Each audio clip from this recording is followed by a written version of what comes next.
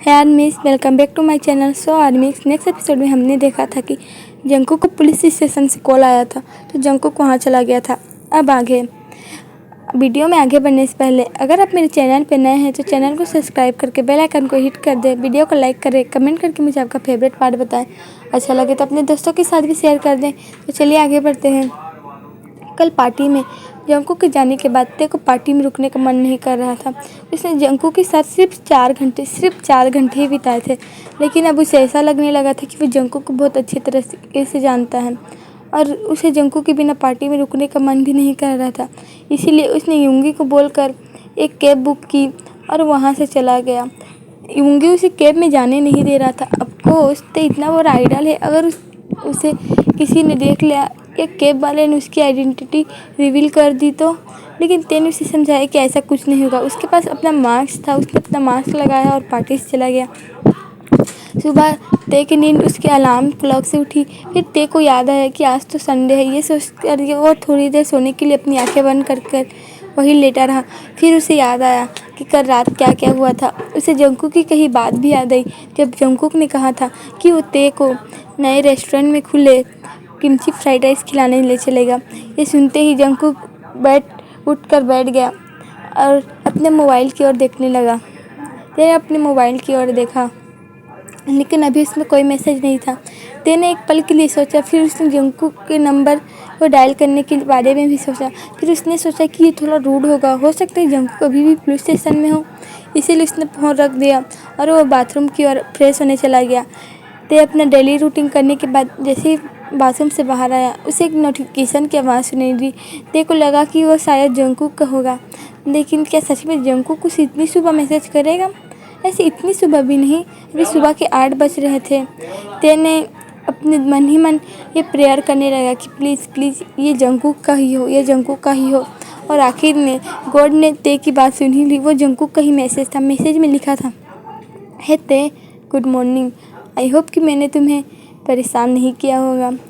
मैं अभी just police station से बाहर निकला हूँ और एक कॉफ़ी पीने के लिए एज बिल्डिंग के पास वाले कॉफ़ी शॉप पर हूँ। आई होप कि मैंने तुम्हें डिस्टर्ब नहीं किया होगा। मुझे बस लगा कि मुझे तुम्हें मैसेज करना चाहिए। बाय। इतना बोलकर मैसेज ख़त्म हो गया। यह पढ़कर ते की स्माइल और बड़ी हो गई जब उसने पढ़ा एज बिल्डिंग। ते भी एज बिल्डिंग में ही रहता है। उसने अपने आप को मिरर में देखा और 2-3 बार गहरी सांसें ली। फिर उसने मैसेज टाइप किया, है जंकुक, क्या मैं तुम्हें कॉल कर सकता हूँ? उधर से तुरंत रिप्लाई आया, हाँ क्यों नहीं। तेने लंबी लंबी सांसें ली और अपने रूम में इधर उधर चलने लगा। उसने जंकुक का नंबर डायल किया और बिल्कुल नर्वस न दिखने की कोशिश की। जंकुक ने एक रिंग के बाद ही कॉल अटेंड कर लिया। है ते, उसने कहा। हाय, एक्चुअली तुम अभी कहाँ हो? तेने उससे पूछा। मैं तो कॉफ़ी शॉप के बाहर हूँ। उसने कॉफ़ी शॉप को देखा और अपने हाथ में रखे कॉफ़ी को भी देखा। एक्चुअली मैं एज अपार्टमेंट में ही रहता हूँ, यानी एज बिल्डिंग में।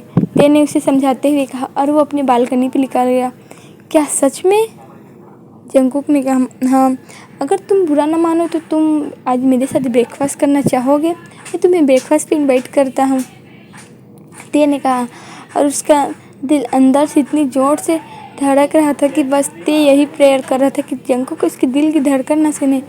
क्या मैं तुम्हें डिस्टर्ब तो नहीं करूँगा अगर मैं तुम्हारे घर आया तो? जंकुक ने कहा, बिल्कुल नहीं। वैसे भी तुमने कहा था कि तुम कल रात से पुलिस स्टेशन में थे, तो तुम थक भी होगे, तुम यहाँ का नहा भी सकते हो। उसने जंकुक को एक्सप्लेन करते हुए कहा, तुम यहाँ फ्रेश होकर अपना ब्रेकफास्ट करके जा सकते हो और इसी बहाने तुम मेरा घर भी देख लेना। तेने लास्ट वाला पार्ट थोड़ा धीरे कहा, लेकिन जंकुक के लिए सुनने के लिए काफ़ी था। ओके, मैं आता हूँ, उसने कहा। ओके, अगर तुम आकर पार्किंग एरिया में आने के बाद मुझे मैसेज करना, तेने कहा। ओके, जंकुक ने कहा और कॉल काट दिया। तेने लंबी लंबी सांसें ली और अपने आप को मिरर में देखा। फिर उसने जल्दी से अपने कपड़े चेंज किए। फिर उसने अपने रूम को देखा जो थोड़ा गंदा था। उसने जल्दी जल्दी अपने कमरे की सफाई की और उसने किचन की ओर गया। किचन में भी थोड़ी गंदगी थी। उसने किचन थोड़ा साफ़ किया, तभी उसे जंकुक का कॉल आया। ते, मैं पार्किंग एरिया में हूँ, उसने कहा। ओह, तुम डी अपार्टमेंट में जाकर 72 लिफ्ट के 72 को प्रेस करना, मैं वही रहता हूँ। ते ने कहा। जंकुक ने बिल्कुल ऐसे ही किया। हाँ, अब इसके बाद रूम नंबर 5, ते ने कहा। और जंकुक रूम नंबर 5 की ओर चलने लगा।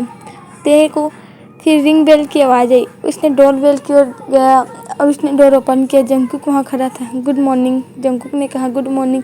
ते ने उसे अंदर आने दिया। वाओ ते, तुम्हारा घर तो बहुत अच्छा है। जंकुक ने ते का घर देखते हुए कहा। ऐसा कुछ नहीं है, ते ने हंसते हुए कहा। वैसे मैं सबसे पहले फ्रेश होना चाहूँगा। जंकुक ने कहा। हाँ, क्यों नहीं। ते ने उसे अपने कमरे की ओर ले जाते हुए कहा। यहाँ कुछ ओवर साइज कपड़े हैं, ये मेरे नहीं हैं, मैंने इसे अपने लिए ख़रीदे थे, बट ये मेरे में कुछ ज़्यादा ही बड़े हो रहे थे। ते ने एक्सप्लेन करते हुए कहा। तुम इन्हें पहन सकते हो, ते ने जंकुक से कहा। जंकुक ने हाँ में सर हिलाया और फ्रेश होने के लिए ते के बाथरूम में चला गया। ते बहुत ज़्यादा नर्वस था। फिर उसने अपना मोबाइल उठाया और कुछ करने लगा। तभी उसे बाथरूम से जंकुक की आवाज़ सुनाई दी। ते बाथरूम की ओर गया, लेकिन जैसे ही ते वहाँ गया, ते को अपनी आंखों पे विश्वास नहीं हो रहा था। जंकुक टॉवल लपेटे वहाँ खड़ा था और अपने बाल सुखा रहा था और उसकी सिक्स पैक इतने अच्छे लग रहे थे कि बस ते के हाथ यही चाहते थे कि वो उसके सिक्स पैक को महसूस कर पाए। ते सेमलेसली जंकुक के सिक्स पैक की ओर देख रहा था। जंकुक ने नोटिस किया कि कोई उसे देख रहा है। उसने पीछे मुड़ कर देखा। ते वहाँ देख रहा था और ते की आंखें अभी भी जंकुक के एक्स में ही थी। ते, जंकुक ने कहा। ते, जंकुक ने फिर से कहा, लेकिन ते अभी भी जंकुक की ओर देख ही नहीं रहा था। ताह्यांग, जंकुक ने थोड़े जोर से कहा और ते अपने ख्यालों से बाहर आ गया था। हाँ, तुम यहाँ क्या कर रहे हो, उसने ते से पूछा। ते अभी भी जंकुक की ओर ही देख रहा था। फिर उसने अपनी आंखें बंद की और अपना सिर हिलाया। वो मुझे कुछ आवाज़ें आ रही थी, इसीलिए मैं देखने आया। तुम ठीक तो हो ना, उसने जंकुक से हिचकिचाते हुए पूछा और उसने अपनी आंखें घुमा ली। एक्चुअली हेयर ड्रायर नहीं चल रहा था, इसीलिए मुझे लगा कि कहीं मैंने इसे ख़राब तो नहीं कर दिया। नहीं नहीं, मैं बताना भूल गया था कि हेयर ड्रायर मेरे से ही ख़राब हो गया है। ओह अच्छा, कोई नहीं, ते ने उसे कहा। मैं दूसरा हेयर ड्रायर जल्दी ही ऑर्डर करूँगा, ते ने कहा। ओके, जंकुक ने कहा। अब वो ते के जाने के वेट कर रहा था, लेकिन ते था कि जाने का नाम ही नहीं ले रहा था। तभी उन्हें डोरबेल रिंग होने की आवाज़ सुनाई दी। ओह, लगता है आ गया, ते ने कहा और रूम से बाहर चला गया। जंकुक को समझ नहीं आया कि ते किस बारे में बात कर रहा था। जंकुक कपड़े पहनकर बाहर आया और वो कपड़े जंकुक में बिल्कुल ही फिट बैठ रहे थे। ते, ये कैसा लग रहा है, उसने ते की ओर देखते हुए कहा। ते, जो डाइनिंग टेबल पे कुछ कर रहा था। वाओ, तुम्हारे भी ये कपड़े बिल्कुल फिट हो रहे हैं, जैसे ये तुम्हारे लिए ही बने हों, ते ने कहा और उसकी आंखों में चमक थी। वैसे तुम्हारे हाथ में क्या है, उसने ते से पूछा। ये ब्रेकफास्ट है, एक्चुअली मुझे खाना बनाना नहीं आता, ते ने अपना नेप खुजलाते हुए कहा। क्या सच में, जंकुक ने हंसते हुए कहा। हंसो मत, मुझे सच में नहीं आता। वो तो योंग जब मेरे घर आते हैं तो कभी मेरे लिए खाना बना देते हैं। मुझे तो बस अपना ये स्ट्रॉबेरी मिल्क शेक बनाना आता है, उसने कहा। उसने जंकुक ने नाश्ता की ओर देखा और उसने ते की एक पल देखा और पूछा, कि तुम्हारे घर मिल्क और बनाना है। ते ने हाँ में सर हिलाया। तो क्या मैं तुम्हारा किचन यूज़ कर सकता हूँ, जंकुक ने कहा।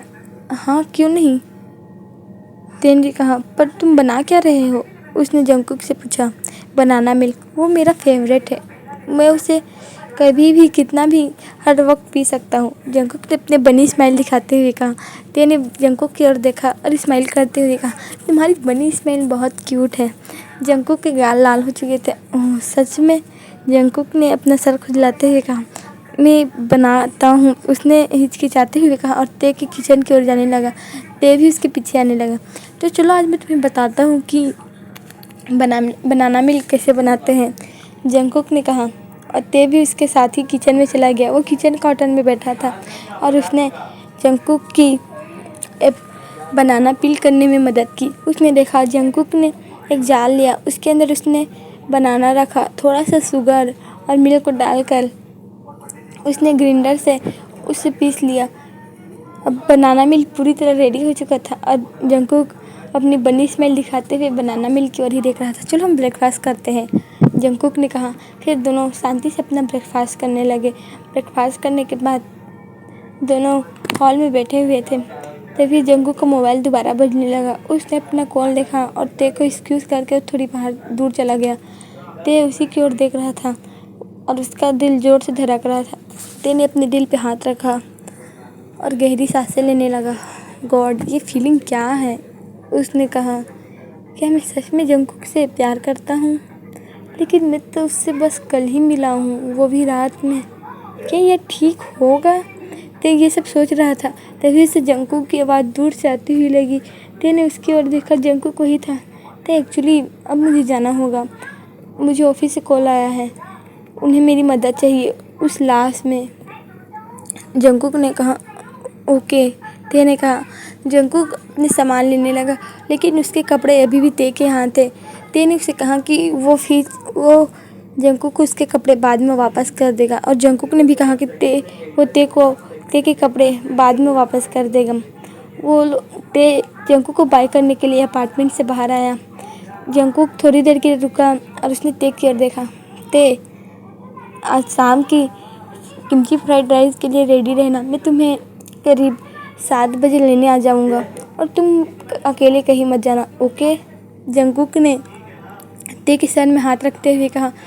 ते ने एक बार जंगकुक के हाथ को देखा, फिर उसने अपने बॉक्सी स्माइल दिखाते हुए हाँ बोला, और जंगकुक वहाँ से चला गया। ते अपने अपार्टमेंट में आया और लंबी लंबी सांसें लेने लगा।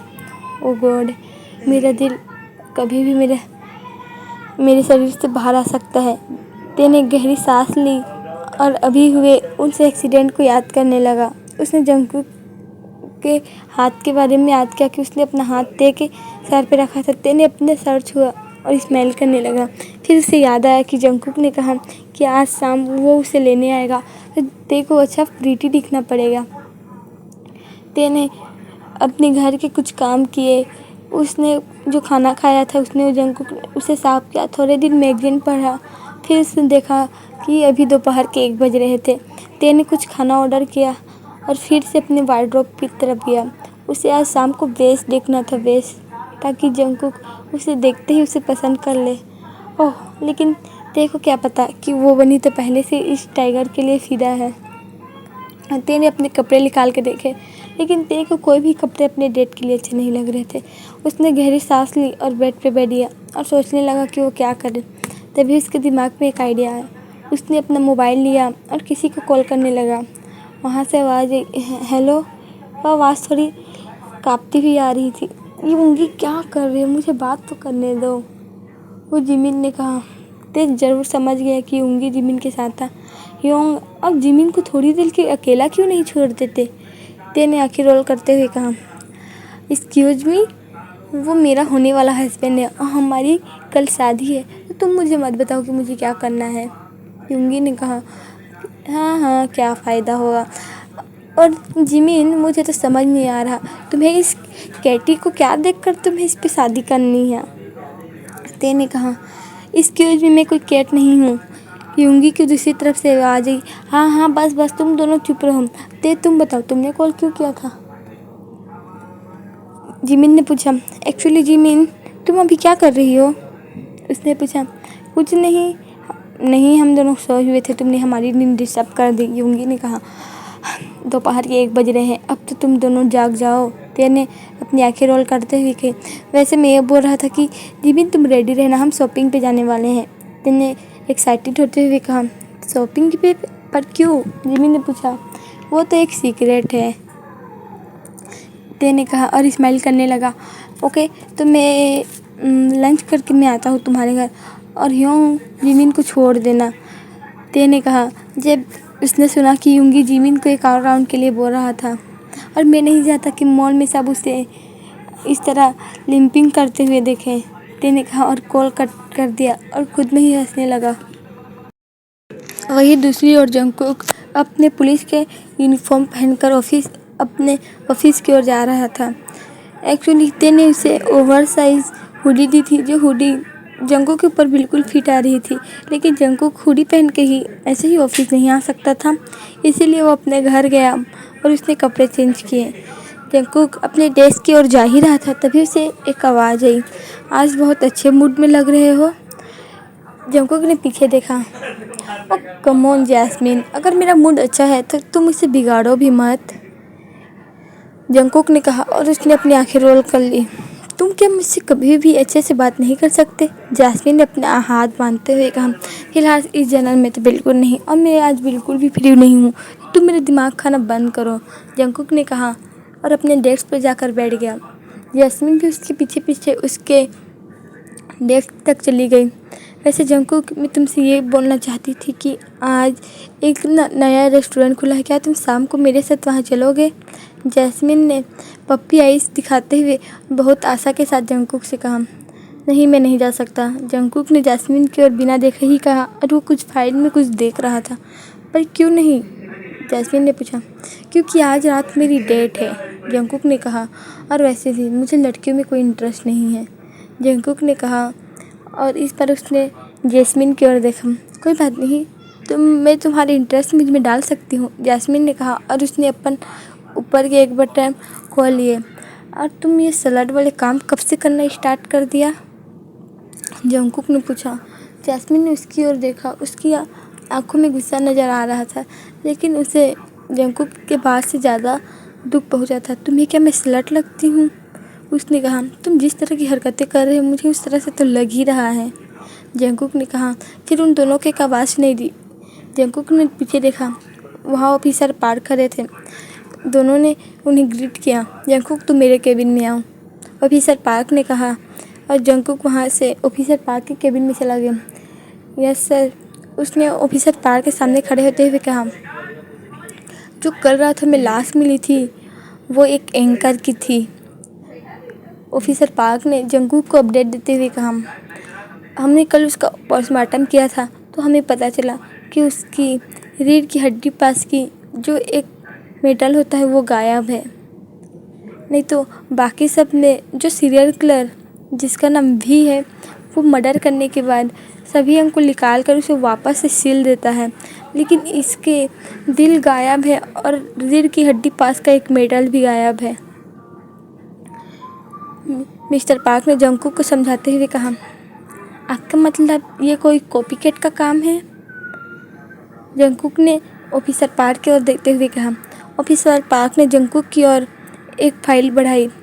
उसमें एक छोटे बच्चे और उससे थोड़े बड़े बच्चे की फ़ोटो थी, जो एक गरीब, बहुत ज़्यादा गरीब और फटे कपड़े में एक रोड के बाहर थे। छोटा बच्चा रो रहा था और उससे थोड़ा बड़ा बच्चा उसे अपने गोद में लिया था। इन दोनों को इस एंकर ने शूट किया था और कहा था कि ये इस जैसे बच्चे इस देश के लिए एक बोझ है, एक कचरा है।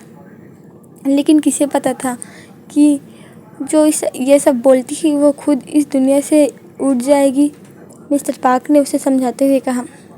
तो आपको लगता है कि इन दोनों ने ये सब किया है? जंगकुक ने उस बच्चे की ओर देखते हुए कहा।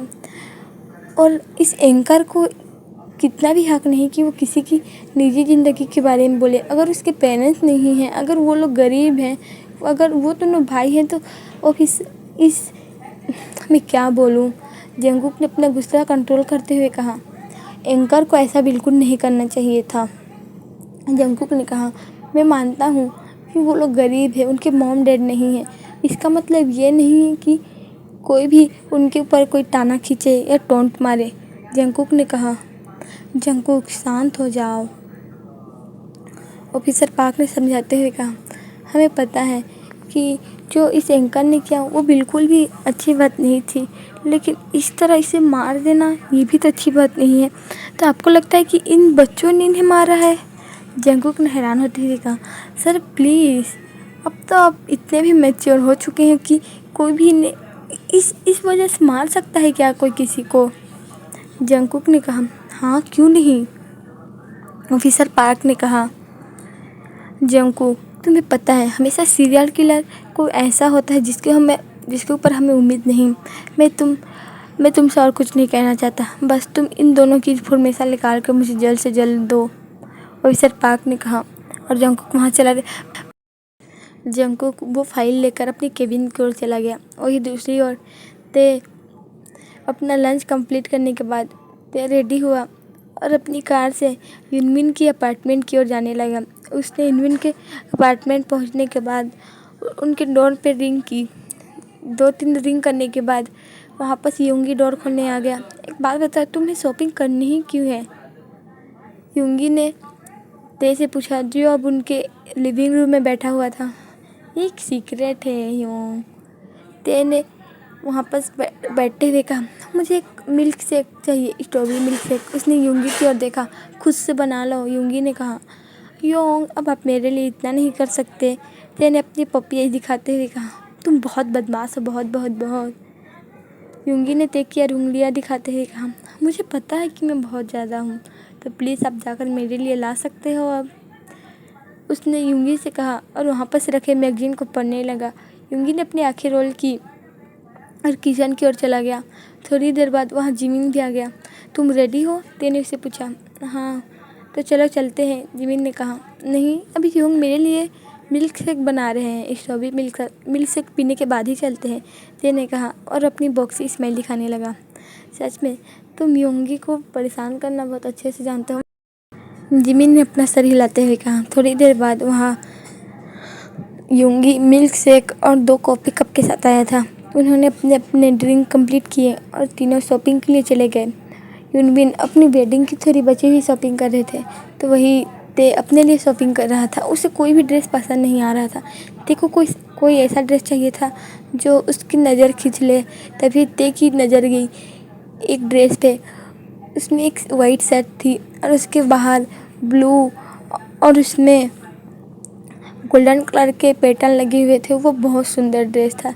ते को तो वो ड्रेस बिल्कुल पसंद आ गई थी। ते ने वो ड्रेस परचेज की और इधर घूमने लगा। तभी उसकी नज़र ज्वेलरी शॉप में गई। ते वहाँ ऐसे ही देख रहा था, तभी उसकी नज़र एक रिंग में गई। वो रिंग ते के हिसाब से बड़ी थी, लेकिन जंगकुक के हाथों में बिल्कुल फिट बैठेगी। ते ना चाहते हुए भी उसने वो रिंग ले ली।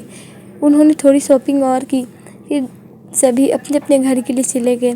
ते ने अपने ड्रेस को देखा और उस रिंग को देखा। ते ने अपनी आंखें बंद की और कहा, जब जंगकुक भी मेरे लिए यही फील करेगा, तब मैं ये रिंग उसे दूंगा, ते ने कहा। और वो शाम के लिए एक्साइटेड था। वहाँ जंगकुक भी एक्साइटेड था। जंगकुक उन दोनों बच्चों के बारे में पता लगाने लगा। उसने पूरी कोशिश की कि उन दोनों के बारे में हर डिटेल उसे मिल पाए, लेकिन वो फ़ोटो बहुत पुरानी थी, शायद 90s की थी, इसीलिए उसे इन्फॉर्मेशन मिलना थोड़ा कम लग रहा था।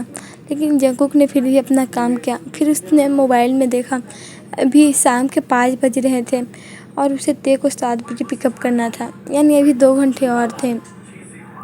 जंगकुक ने अपनी आंखें बंद की और अपनी चेयर पर सिर टिकाकर बैठा रहा। फिर उसे याद आया कि क्यों ना वो किमची फ्राइड राइस अपने घर पे ले चले और घर पे ही वो अपनी डेट एंजॉय करे। हाँ, जंगकुक भी इसे अपनी एक डेट ही समझ रहा था।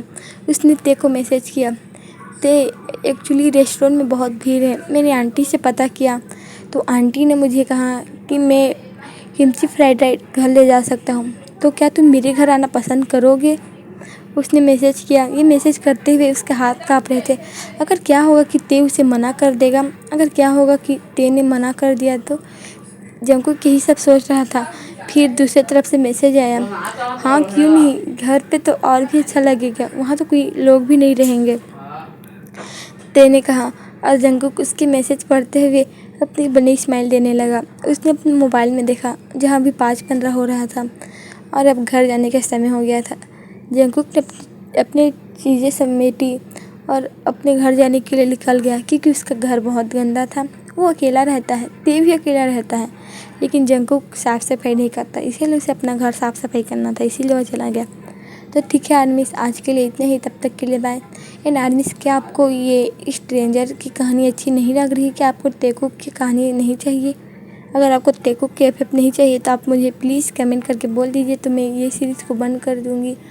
और आर्मीज, इस पर वीडियो में ज़्यादा व्यू नहीं आ रहे, तो प्लीज़ प्लीज़ प्लीज़ सपोर्ट करें और वीडियो को ज़्यादा से ज़्यादा लाइक कमेंट और शेयर करें।